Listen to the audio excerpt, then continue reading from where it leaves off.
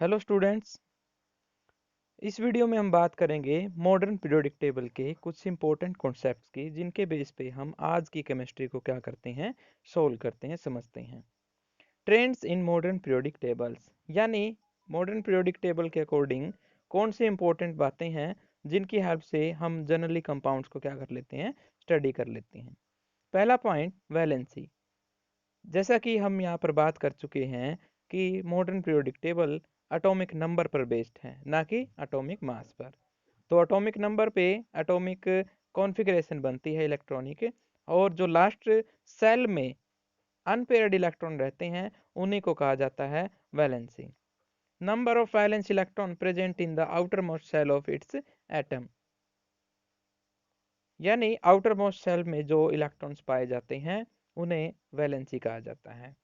On moving from left to right in each period, the valency of elements increases from 1 to 4 and then decreases to 0.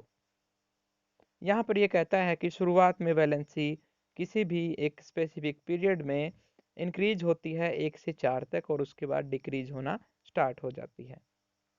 Basically valency related होती है कितने number कोई भी element accept कर सकता है, या कितने नंबर ऑफ इलेक्ट्रॉन कोई भी एलिमेंट शेयर कर सकता है।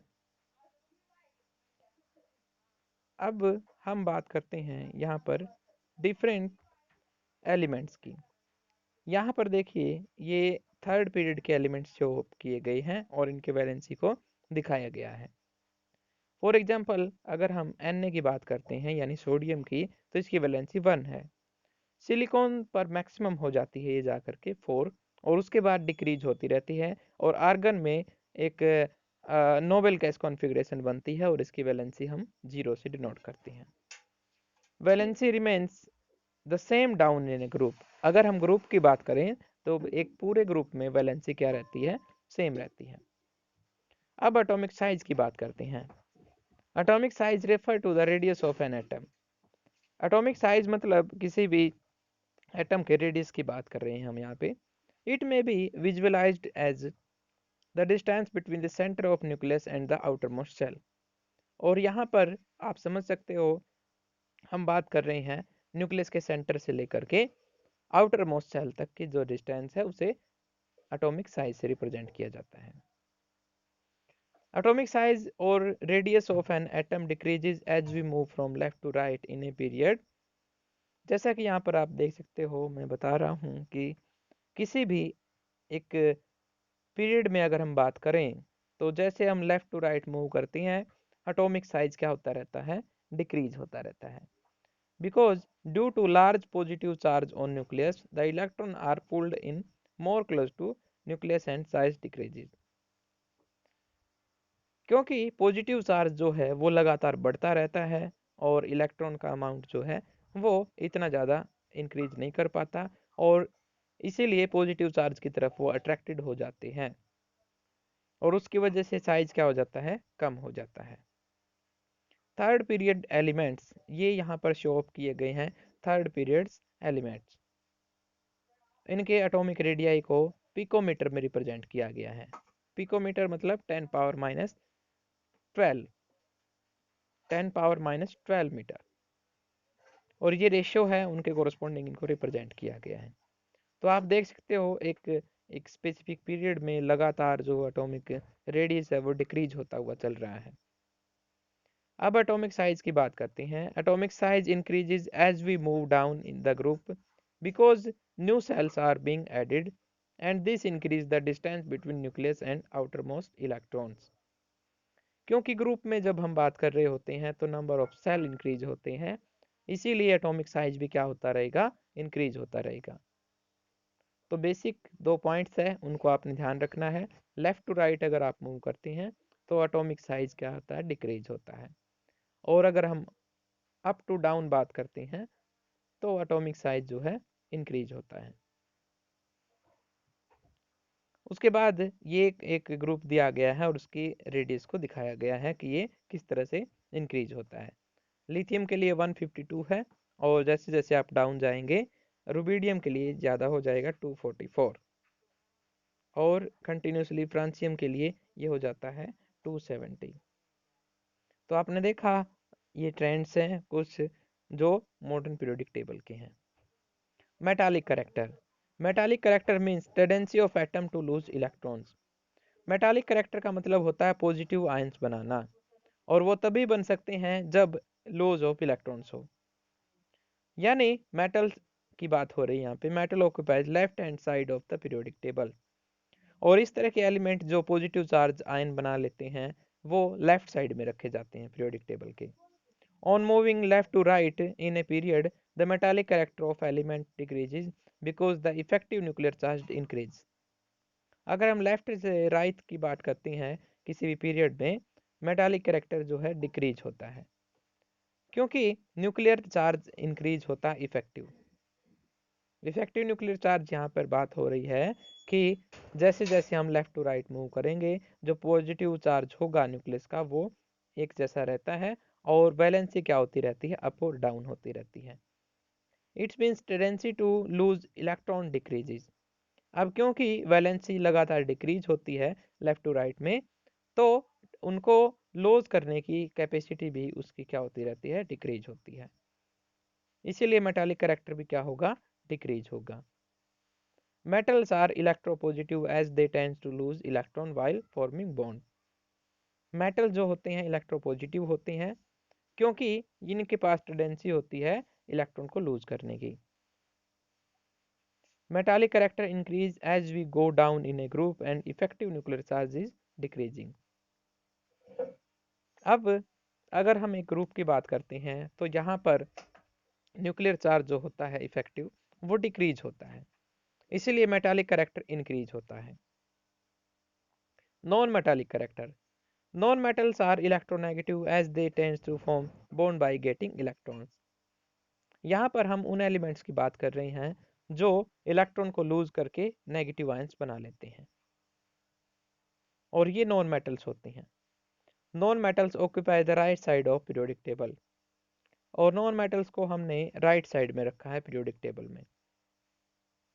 Non metals metallic character increases across a period. अब जैसे जैसे हम एक ग्रुप में एक पीरियड में लेफ्ट टू राइट जाते हैं तो मेटालिक कैरेक्टर क्या हुआ था, डिक्रीज। इसका मतलब नॉन मेटालिक कैरेक्टर क्या होगा, इंक्रीज, क्योंकि इफेक्टिव न्यूक्लियर चार्ज जो था वो इंक्रीज होता है इस केस में, और टेंडेंसी टू गेन इलेक्ट्रॉन क्या होती है, फिर इंक्रीज होती है। Effective nuclear charge is more means gain of electron मोर, ये याद रखेंगे आप। Non-metallic character decreases as we move down in a group due to decrease in effective nuclear charge experienced by the valence electron, thus the tendency to gain electron decreases।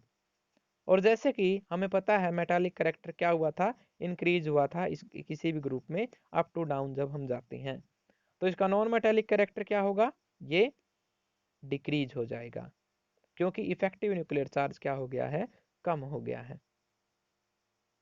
तो ये कुछ important points थे, और ये किससे related थे, modern periodic table के कुछ कॉन्सेप्ट से रिलेटेड थे। और भी कुछ पॉइंट्स हैं।